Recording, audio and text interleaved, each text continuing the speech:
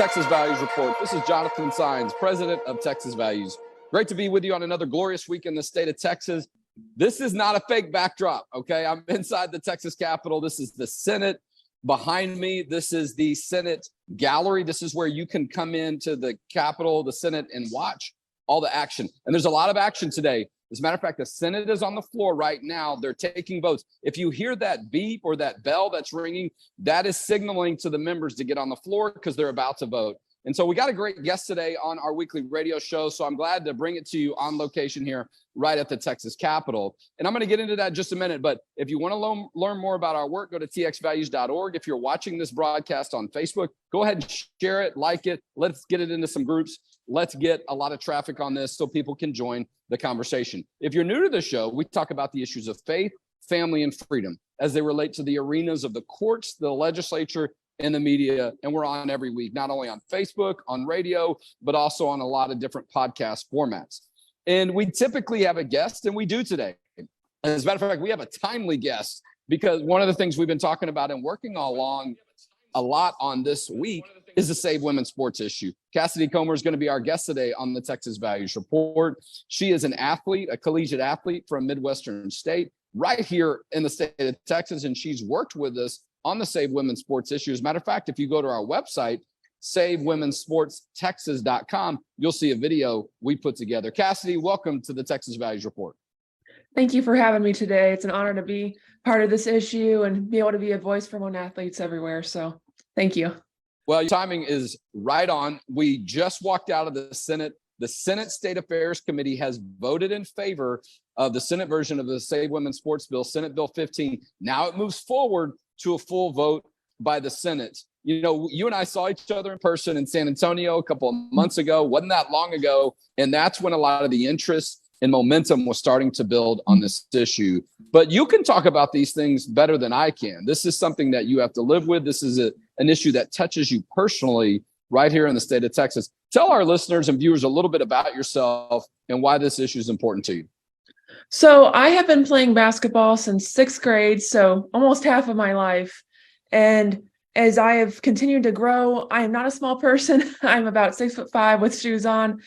It's interesting too, as we're at the equal level right now. When we're on video, it sort of seems that way, but you're right. When we saw each other in person, you definitely have a height advantage on me with sports. But go ahead. Well, as I have continued to grow and develop as both a human and as a basketball player, you're beginning to see the shift between junior high and high school and then entering college between men and women, because, you know, in junior high and high school, you know, you're going through puberty, you're getting to see some of the differences starting to emerge. And then as you hit college, boom, all of a sudden you're seeing, you know, full-grown men and women, and these biological differences that we are seeing in high school and junior high have just exponentially increased. And so this is a huge topic, not just it's great that we got it past junior high and high school level. That was back in 2021 that they passed it for UIL sports, but really trying to push the NCAA and our Texas legislators to pass this so that we're protecting women like myself that, yes, I am tall, but I cannot go up against a man and expect to succeed. It's just no, you're absolutely right, though. I mean, you see a lot of young athletes, particular basketball players, that can grow 6, 8, 12. Some will grow over a foot from the point of high school into college or even in the NBA. It's quite incredible. And so, but also the muscular ability, the ability to develop more muscles and strength and weight. You'll see a lot of weight gain from young men too during that same period. And basketball is a very physical sport. I mean, it might not have quite as much contact and collisions of like football, but there's a lot of, you're running into each other a lot. There's a lot of a lot of people going really quick and then stopping, running into each other. And we see it. And we see athletes, even at the highest level, sometimes get injured. Can imagine if you've got women that are forced to compete against men and for not a lot of spots. I mean, how many members of the basketball team are there on the women's team at Midwestern State? An average basketball team is probably anywhere from 10 to 16 girls on a team. Oh. So it's not it's not a huge team, and there's a lot of competition every single year to maintain your roster spot, maintain scholarship, anything like that. So yeah. Well, tell us a little bit about how you got involved in this issue and how it came to your attention. Yeah, I have not personally played against a biological man in competition basketball, but I have played against my brothers growing up. I have two older brothers, and they're both tall like me. I have practiced against other men and AAU basketball, getting ready to play at the college level. And even then, you see me as someone who is off the charts in terms of size for women, and I go into a men's practice and I feel normal size in terms of just genuine height. And then in terms of strength, I mean, there is no comparison. I'm probably 90th percentile height and then 40th percentile height for men, Well, it's just not. And even I think that's a good point, right? I mean, you have people in your family where you can see these differences, and that elevates your concern and threat, right? You're starting to be able to see this issue and realize, if they're going to allow men and boys to play on the basketball team for the women in college sports, that's going to make it very difficult for you to compete on a level playing field. And I think it's very encouraging to hear you talk about it. I know we're hoping that we can have you here on the House side when the vote comes, when the public hearing comes on that, so we can have you come testify. And I know it helps for the lawmakers to hear from young women and to hear what their concern is on this issue. But I just think it's so notable for you that you've been able to speak publicly about it. And so what has allowed you to feel the courage or maybe to realize there's a need for it? Well, I see a lot of athletes that are concerned about this, but just don't know where to start. They don't have the platform that I have fortunately been able to build over time, speaking in front of Senate committees and different things like that, going to the Capitol and just being an advocate, because they don't know where to start. So if I can be a voice for all these athletes that feel the same as I do, but don't know how to contribute to the cause, then I am honored to be given that position and to be a voice for these women that don't know where to start. So we're talking with Kassidy Comer. She is a collegiate athlete from the state of Texas. She's on the basketball team. She's a women's basketball player for Midwestern State, and she's been speaking publicly about this issue. We've got a great highlight video of her we put together that we produced at SaveWomenSportsTexas.com. You can see that. And, Kassidy, you're starting to see a little bit more of women come forward and be public. Yes. But sometimes when they do, there is a huge backlash by folks that want to bully them, intimidate them. They want to silence them because they want people to believe that, no one really has a concern or women don't have a concern. And so, it can be, a little bit frightening. And listen, as a lawyer, I know what it was like when I was a student, right? When you're just one of many and you feel like your rights are being taken away. You feel like you don't have, there's a huge gap in a power dynamic and stuff. And so in social media, people can just react so quickly. And so I do think you talking about this more publicly is encouraging young women. Have you been able to hear from anyone? Have any of them come to you? Have you gotten a note or any messages? Anybody that you've gotten any feedback from? Yeah, I have gotten some really positive feedback on both sides of the political spectrum. I think that women are seeing the concern, no matter what their personal beliefs are, that this is hurting other women. And I have seen support from fellow conservatives, and I've seen it from liberals that feel the same, even though this is an issue that more liberals are pushing for, that they're seeing that this is hurting women. So I have gotten a lot of support and also some negative feedback, but yeah, it's unfortunate. We had an event here at the Capitol on Monday where we were highlighting this issue, and somebody, I don't know what they supported or didn't support, but came up to the podium and tore off a sign that we had of our event from the podium, bent it, broke it in two, and sort of made a big demonstration about it, and got hostile, I guess, disagrees with our issues. It doesn't have to be that way. I mean, I'm at the Capitol all the time. I'm here. People disagree a lot. Sometimes they can't agree. We can be civil about it, but these are important issues. So no one should feel any fear to talk about it, but some of that is there. And I think that's unfortunate. But I think you talking about it, Riley Gaines, a lot of other athletes, even famous athletes, right? To your point, people on the left and right, Martina Navratilova, everyone knows she's been an out lesbian for a long time. She's probably liberal on a lot of issues. She's come out and said, I don't agree with this. This isn't right. Right. And she got a lot of pushback from people. And so, but I think the more you see more people talk about it, you band together, right? You're able to realize I've got other folks. So we're moving forward in the Senate on this piece of legislation. I know other states are doing it. And I know, look, I mean, basketball is in, sort of the height right now. You got March Madness starting and people thinking about it. And so I think it's a great time for this conversation to be had. And I'm glad that you're doing that. And so we hope that we can have you here on the House. And, we have on our website, SaveWomenSportsTexas.com, there's a little way that you can sign up to send an email. Maybe if you want to visit with Kassidy and you want to feel a little bit, more courage, ask her some ideas on how she's done that. We'd be happy to try to facilitate that. Kassidy, I do really appreciate you coming and spending some time with us on the show today. So thankful for your courage. And, let people know, continue to let people know if they want to talk about these issues, they can work with us like we have with you and get them prepared either to testify, talk in their community, but their voice, like with you, your voice is much stronger on this issue than mine is. Mm-hmm. Yeah, I'm happy to help in any way I can, whether that's people reaching out to me, asking where to start, whether it's, continuing to be a voice for women athletes who are scared to speak up themselves. So I'm happy to do anything I can to support this cause because it really is about protecting women and just making a way for us to continue to have equal rights. So.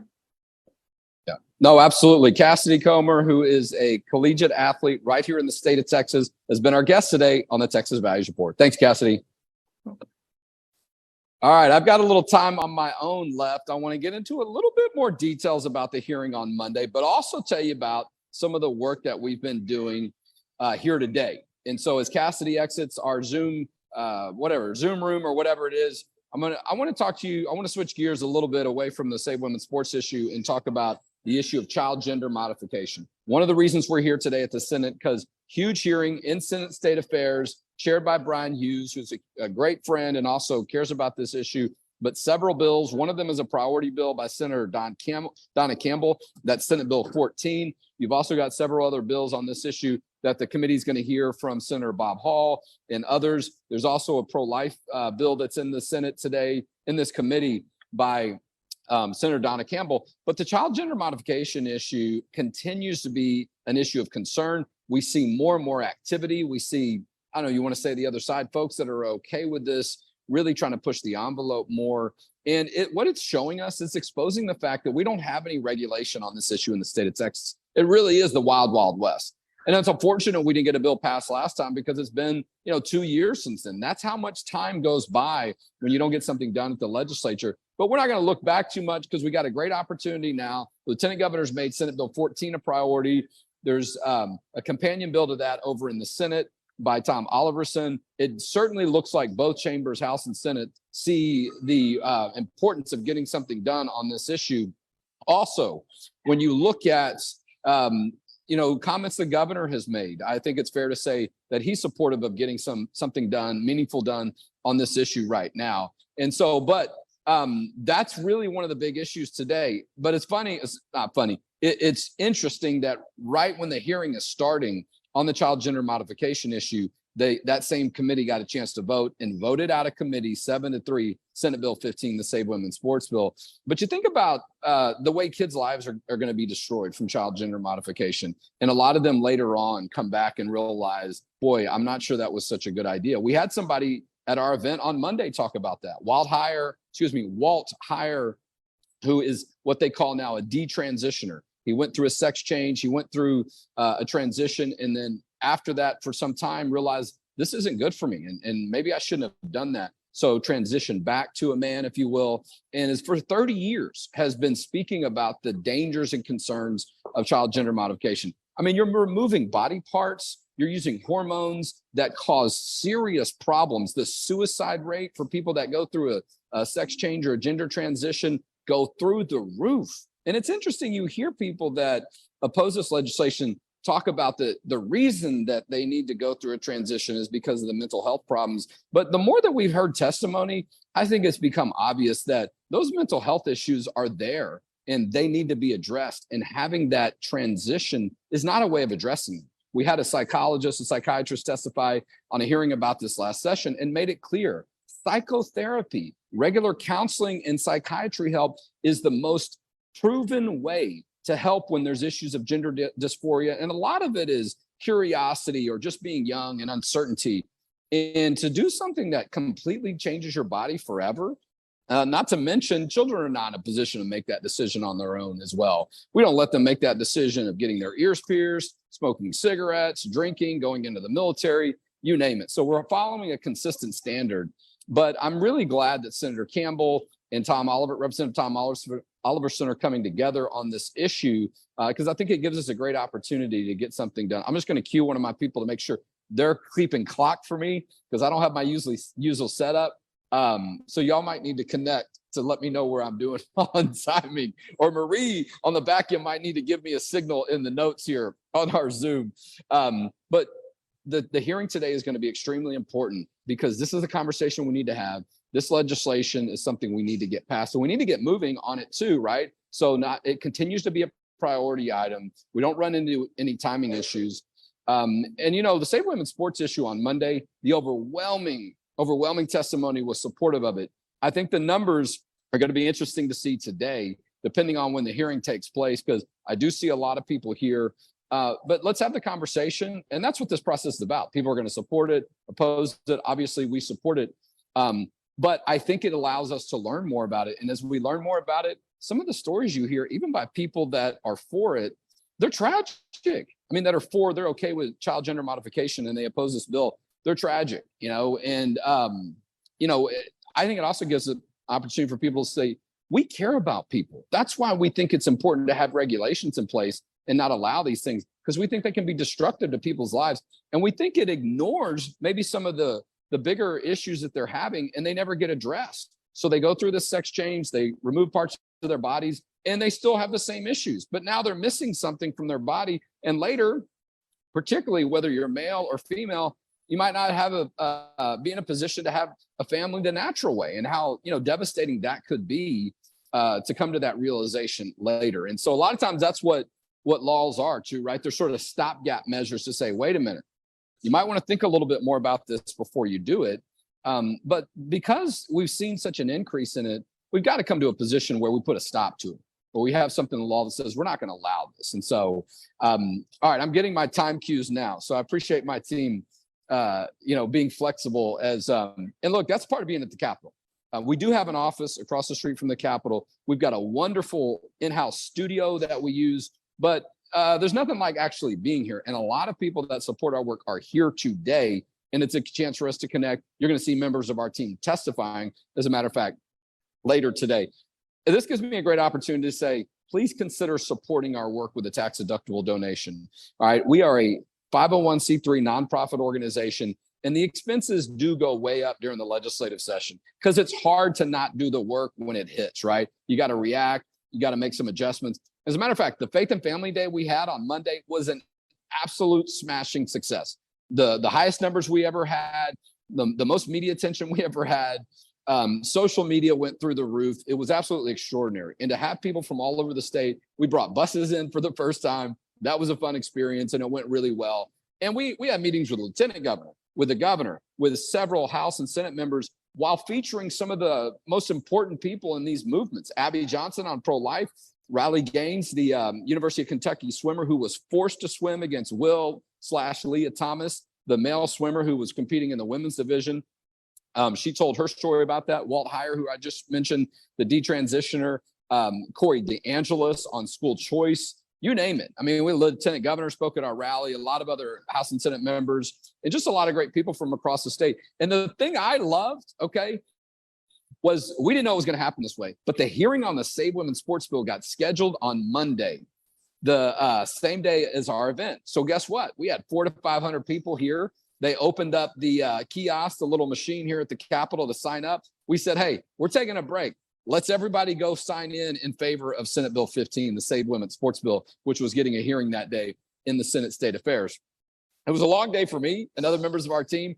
I was at our office at 7. I think I got home about 11:30 that night. I'm not complaining. I'm just telling y'all, it was a long, full day, but the Lord provided so many wonderful opportunities. And I think so many people that came got to connect in a way that they'd never done before. And think about it. If you signed your name in favor of that bill, you are a part of the official record. It will be there forever. You can tell your kids about it. All right. See, this is what happens to me, right? I start getting deep and I start getting emotional when I think about it, because it is real. Okay. When you get to be a part of the official record, when people look back and your kids or whoever says, did you do something? You're going to be able to say, you're darn right I did. I showed up at the Capitol that day. I put my name on that bill in support of it. And that is a meaningful thing. And I don't want to downplay it. I'm propping it up because, trust me, legislators, when they vote for the full Senate or the House, they're going to look at that and see how many people were for and how many people were against. And they might recognize your name. You're a constituent from a particular member's district. They're like, oh my gosh, look, there's so-and-so. I know that person. They came here. Good. They're behind me. They're with me. So I was so grateful that we had all those amazing opportunities.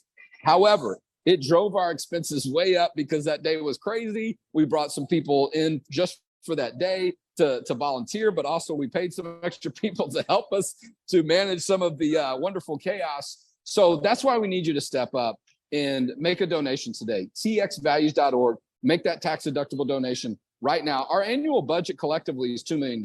Okay. So the amount of money it takes all through the year, our fiscal year ends at the end of June, but expenses went way up Monday, but it was absolutely worth it. We did have a couple of other generous donors step up, but we still need your support. txvalues.org. Make that donation. I see a little note in the chat reminded me we did go to the governor's mansion. What an incredible opportunity. The governor invited us over with Riley Gaines, and really he was inviting Riley over, but we were working with her that day. So they were happy to oblige us accompanying her, but she was here for the Save Women's Sports issue. The governor was dialed in on this issue so well. Okay. He's done his homework. He is authentically and legitimately involved and interested. He knows what he's talking about. It matters to him. He talked about having a daughter and how, his concerns on what that would happen, those issues if they were to come up for her or if they had in the past. I believe she's out of college now. And so he was able to connect with Riley and really just let her know that he understands why this is such a big deal. And he's going to do something about it, right? I mean, when the governor starts talking about these issues publicly, when he invites a high profile person like Riley, and I think it's fair to say that now, she is high profile. When you talk about Fox News, MSNBC, CNN, I mean, she's testifying at the Capitol and Congress. Trust me, you're going to hear and see her face more because she's doing incredible work. But wonderful opportunities we had. But today there's another opportunity to help start the process of ending child gender modification in the state of Texas, to help the current generation of kids now, but also moving forward, and to let people know that maybe have gone through this and regret it, that there's some relief and that they can help people moving forward avoid these kind of things. And listen, Faith and Family Day was an amazing success, but that's not the only day you could come to the Capitol. You want to come on some other day, you missed Faith and Family Day, or you came and you're like, man, I want to go again. Come on. Our office is right across the street. We can accommodate you. We can set up a meeting. We can meet with you at the Capitol. We can talk to you about the process. Bring a group, okay? Bring 20, 50 people. I just saw a scouting group walk by. I know there are a lot of political groups and church groups. We've got a wonderful booklet called the Texas Legislative Guide that can walk you through all the process over here. And so just some many reasons to do that. But things are going to start moving quite a bit. And we've got some huge announcements for some events coming up, probably in your area. You don't want to miss it. So if you're not signed up for our work, sign up for our email so you can get those alerts throughout the week on some of the work we're doing and some of the faith-based work we're doing throughout the state of Texas in all 254 counties. You can send a text to 797979.